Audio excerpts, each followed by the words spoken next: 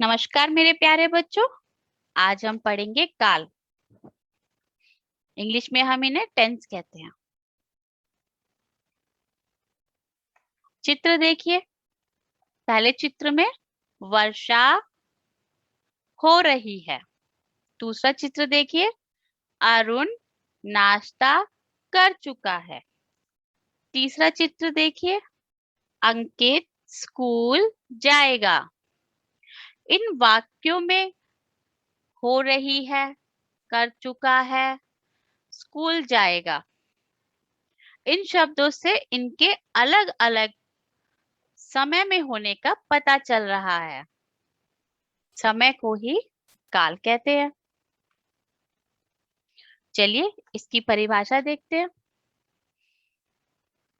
क्रिया के जिस रूप से कार्य के होने के समय का पता चले उसे काल कहते हैं। इंग्लिश में हम इसे टेंस कहते हैं। काल तीन प्रकार के होते हैं।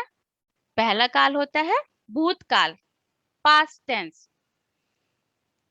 दूसरा काल होता है वर्तमान काल, प्रेजेंट टेंस। और तीसरा काल होता है भविष्यत काल, फ्यूचर टेंस। चलिए अब हम भूतकाल की परिभाषा पढ़ते हैं। भूतकाल का अर्थ होता है बीता हुआ।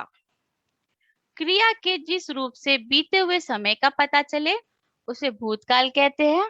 अर्थात जिस क्रिया से कार्य के समाप्त होने का पता चले उसे भूतकाल कहते हैं। इसकी पहचान वाक्यों के अंत में था, थे, थी आदि से होती है।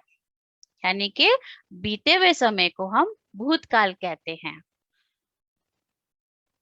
एग्जाम्पल देखते हैं। अरुण स्कूल गया था, यानी कि वो स्कूल गया था, वो वापस आ रहा है। अब वो स्कूल में भी नहीं है और वो जा भी नहीं रहा, वो आ रहा है।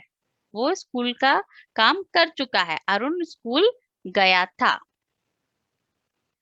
कनिका दूध पी रही थी, कनिका दूध पी नहीं रही है, पी चुकी है, तो वो पास्ट टेंस हो जाएगा हमारा भूतकाल। कनिका दूध पी रही थी। चलिए अब हम वर्तमान काल के बारे में बात करते हैं।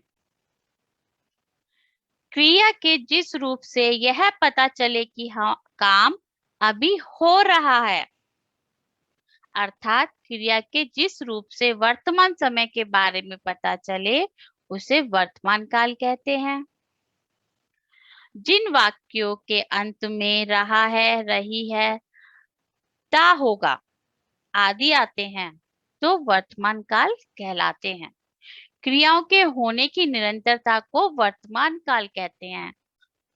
ठीक है, जो समय अभी चल रहा है प्रेजेंट में, जैसे मैं पढ़ा रही हूँ, आप पढ़ रहे हैं, ये हमारा प्रेजेंट टेंस है। वर्तमान काल के बारे में बात करते हैं। एग्जाम्पल देखिए। अनु साइकिल चला रही है, नेहा सो रही है। तो पहले तो सबसे ज्यादा पहचान यही है, रहा है, रही है अंत में वाक्य के। तो अभी वो चला ही रही है, कंटिन्यूअस प्रोसेस है, प्रेजेंट में जो चल रहा है काम। नेहा सो रही है, तो ये हमारा वर्तमान काल के अंतर्गत आएंगे। भविष्य काल के बारे में बात करते हैं। क्रिया के जिस रूप से क्रिया के आने वाले समय में पूरे होने का पता चले उसे भविष्य काल कहते हैं। इससे आगे आने वाले समय का पता चलता है। जिन वाक्यों के अंत में गा, गे, गी आदि आते हैं वह भविष्य काल कहलाते हैं। एग्जाम्पल देखेंगे। विकास फल खाएगा, उसने अभी खाया नहीं है और वह खा भी नहीं रहा है, तो यानी कि ये बीता हुआ समय भी नहीं है और वर्तमान भी नहीं है। वो अभी खाएगा, तो ये हमारा भविष्य काल हो गया। मयंक सिनेमा देखेगा, वो अभी टिकट ले रहा है, उसने सिनेमा नहीं देखा है, वो देखेगा, तो ये भी हमारा भविष्य काल हो जाएगा।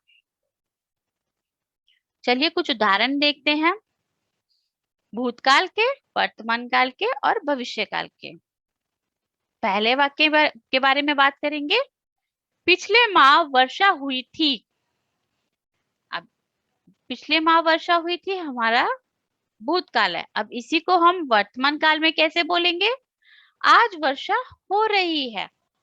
और इसी वाक्य को हम भविष्य काल में क्या बोलेंगे? शायद कल वर्षा होगी। दूसरा वाक्य देखते हैं। मैंने खाना खा लिया है, मतलब वो खाना खा चुका है, पास्ट, बीत गया वो समय। और इसी वाक्य को हम प्रेजेंट में कैसे बोलेंगे?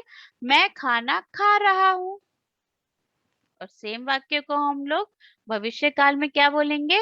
मैं थोड़ी देर में खाना खाऊंगा। उसने खाया नहीं है, वो खा भी नहीं रहा है, वो खाना खाएगा। तो ये हमारा भविष्य काल हो जाएगा। सार संक्षेप।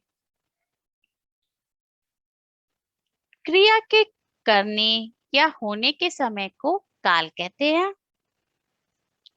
काल के 3 भेद होते हैं: वर्तमान काल, भूतकाल और भविष्य काल। बीते हुए समय को भूतकाल कहते हैं। जो बीत गया है समय, पास्ट हो गया है, वो भूतकाल कहलाएगा। चल रहे समय को वर्तमान काल कहते हैं।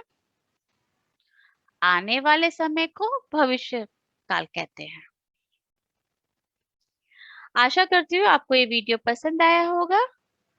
लाइक, शेयर एंड सब्सक्राइब करना ना भूलिए। धन्यवाद।